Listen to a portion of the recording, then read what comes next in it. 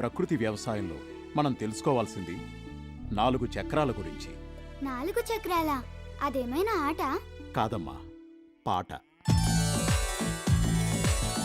దేశానికి ఎల్లలు 4, భూమాతకు దిక్కులు 4, ప్రకృతి వ్యవసాయంలో చక్రములున్నవి 4రా. చక్రములున్నవి 4రా.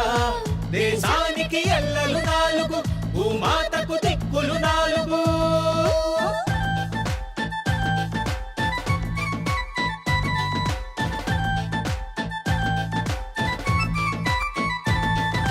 బీజామృతమున విత్తనాలను శుద్ధి చేయడం ఒక చక్రమురా. విత్తుల నాణ్యత పొందునురా, మొక్కలు ఏపుగా పెరుగునురా. మొక్కలు ఏపుగా పెరుగునురా.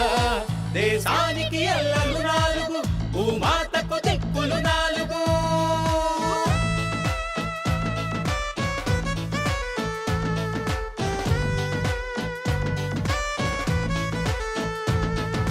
జీవామృతముతో మొక్కకు ప్రాణం, సూక్ష్మజీవులకు అది ఒక నిలయం. కషాయాలతో చీడలు మాయం, ఇది ఏ 2వ చక్రమురా. ఇది ఏ 2వ చక్రమురా. దేశానికి ఎల్లలు 4, భూమాతకు దిక్కులు 4.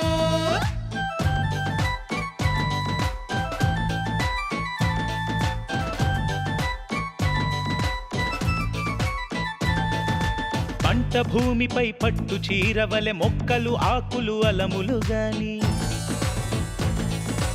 ఎల్లవేళలా ఛాదనతో ఉంచుట 3వ చక్రమురా. ఉంచుట 3వ చక్రమురా. దేశానికి ఎల్లలు 4, భూమాతకు దిక్కులు 4. తందనాని తానానే నానో, తందనాని తానానేను, తందనాని తానానే నానో, తందనాని తానానేను.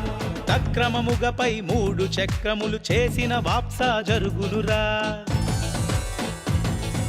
నేలలో తేమతో సూక్ష్మజీవులు నిత్యం కళకళలాడునురా. పంటలు మెండుగా పండునురా, రైతుల గాదులు నిండునురా. రైతుల గాదులు నిండునురా. దేశానికి ఎల్లలు 4, భూమాతకు దిక్కులు 4, ప్రకృతి వ్యవసాయంలో చక్రములున్నవి 4రా. చక్రములున్నవి 4రా. చక్రములున్నవి 4రా. ప్రకృతి వ్యవసాయంలో 4 చక్రాల వివరాలు తెలుసుకున్నారు.